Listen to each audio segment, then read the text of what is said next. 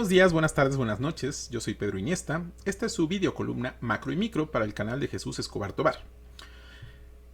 Muchas gracias por el espacio, Jesús. Bienvenidas y bienvenidos. El día de hoy lleva por título ¿Qué hay detrás del impulso belicista del gobierno de Donald Trump?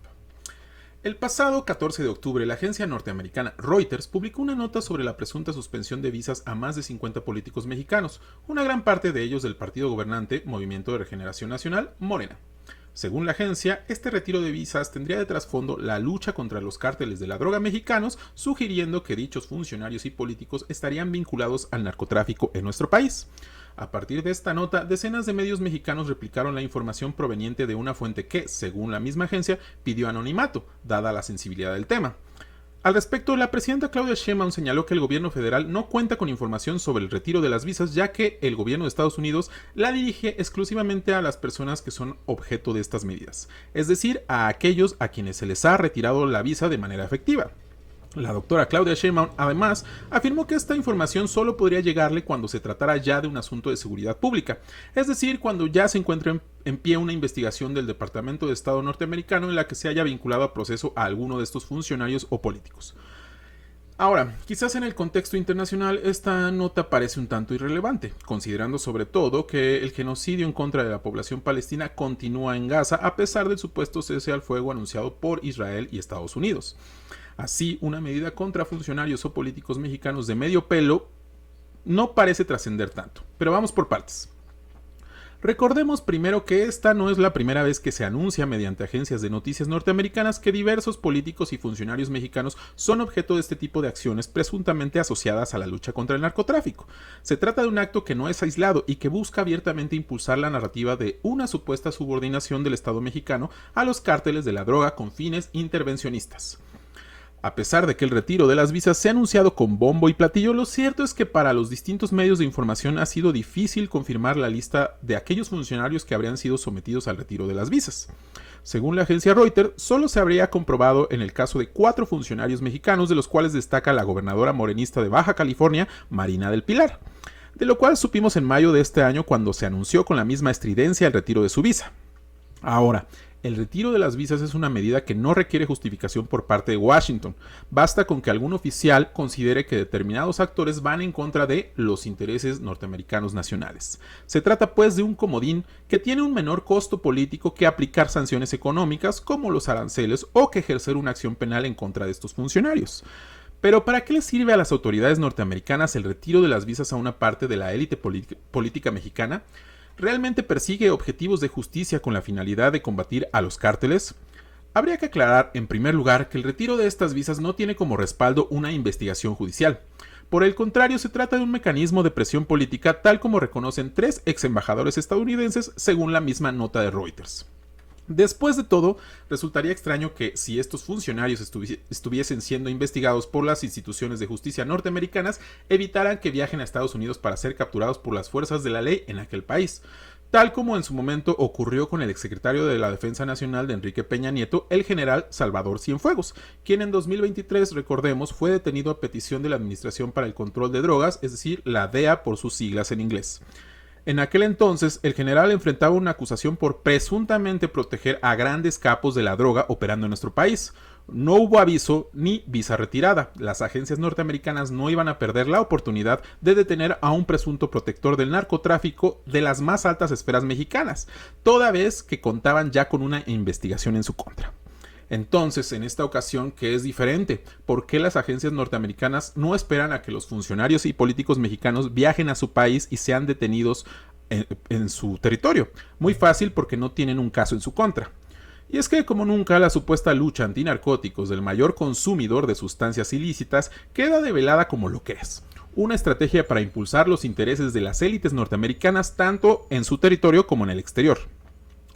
Esto lo sabemos por lo menos desde que John Ehrlichman, ex jefe de la política interior con Richard Nixon, confesara en los años 90 que la llamada guerra contra las drogas, impulsada a partir de 1971, fue una medida para poder criminalizar a los grupos de negros y disidentes norteamericanos en el propio suelo estadounidense, particularmente el movimiento hippie que se oponía a la guerra de Vietnam. Según el periodista norteamericano Dan Baum, el exfuncionario de Nixon habría señalado lo siguiente, cito: ¿Quieres saber de qué se trata realmente todo esto? Es decir, la guerra contra las drogas. La campaña de Nixon en 1968 y la Casa Blanca de Nixon después tenían dos enemigos, la izquierda pacifista y la gente negra. ¿Entiendes lo que digo? Sabíamos que no podíamos ilegalizar ni estar en contra de la guerra ni de ser negro, pero al lograr que el público asociara a los hippies con la marihuana y a los negros con la heroína y luego los criminalizáramos severamente, podríamos perturbar a sus comunidades. Podríamos arrestar a sus líderes, allanar sus casas, disolver sus reuniones y denigrarlos noche tras noche en las noticias. ¿Sabíamos que mentíamos sobre las drogas? Por supuesto que sí.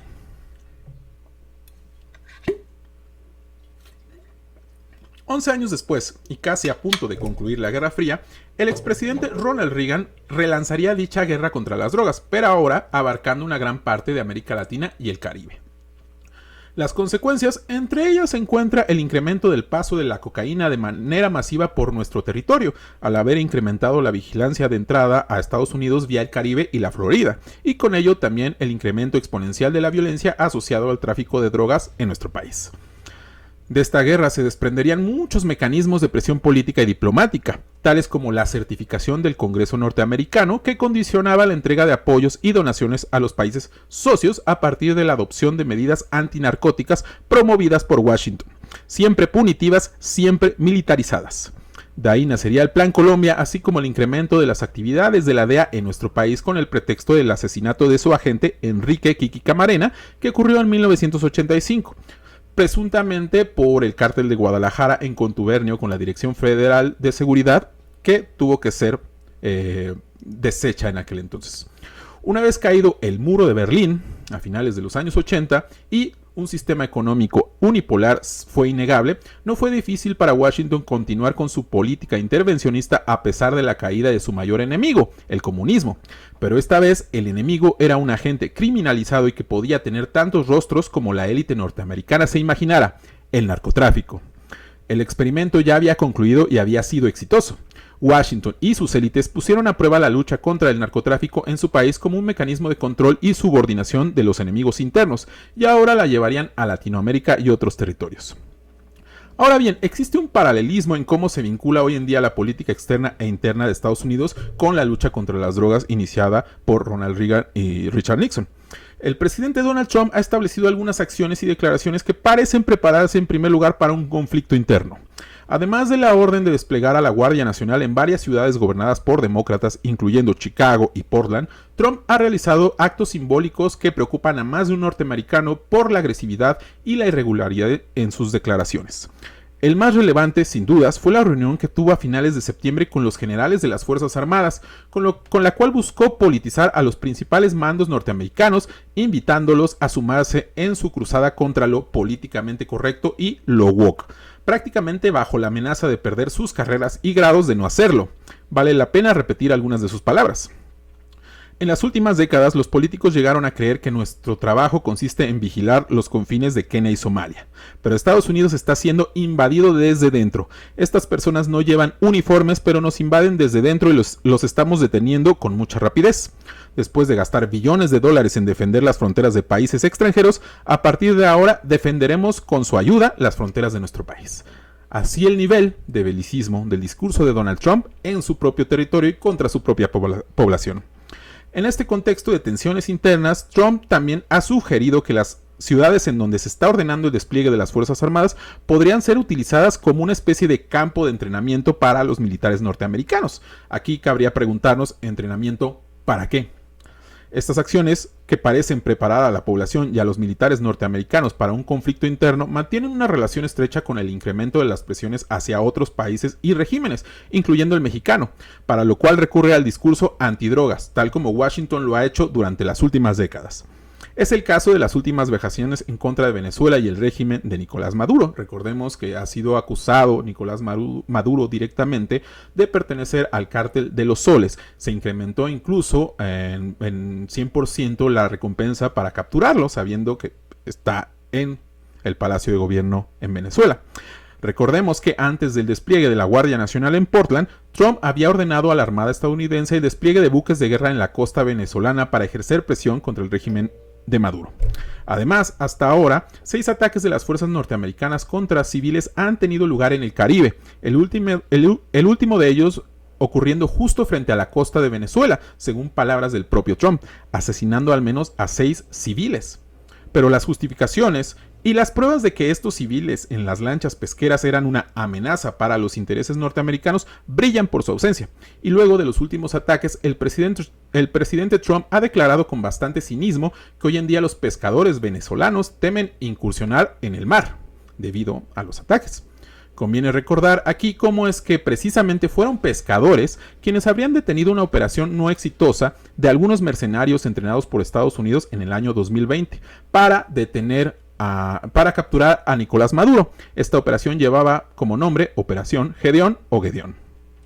¿Cómo podemos llamar a estos actos atroces en contra de civiles que ocurren sin prueba alguna? ¿No es acaso terrorismo la palabra que buscamos? Por otro lado, el retiro de las visas a funcionarios mexicanos no es una medida aislada ni exclusiva en contra de nuestro país.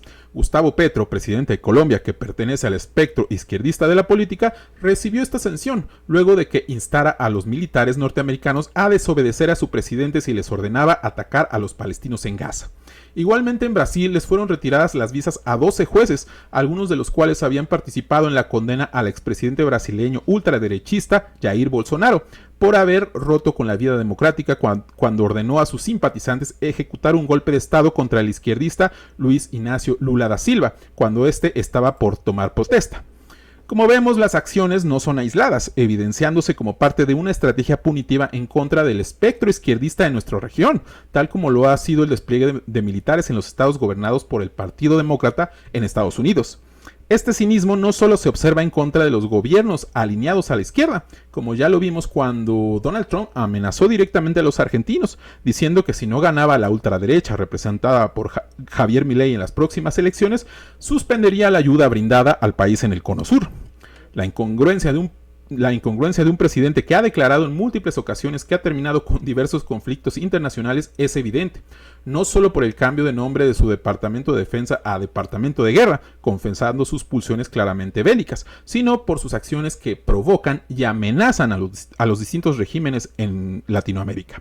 La política interna de Estados Unidos se vincula con la política externa en función de que puede tratarse de una puesta en práctica para dominar el Cono Sur y subordinar así a la izquierda, tanto en su país, lo woke, como en el resto de territorios, y con ello impulsar los propios intereses en el conflicto económico que el imperio norteamericano mantiene con la ascendencia y cada vez más grande economía de China. Esto fue todo por hoy, muchísimas gracias, un saludo.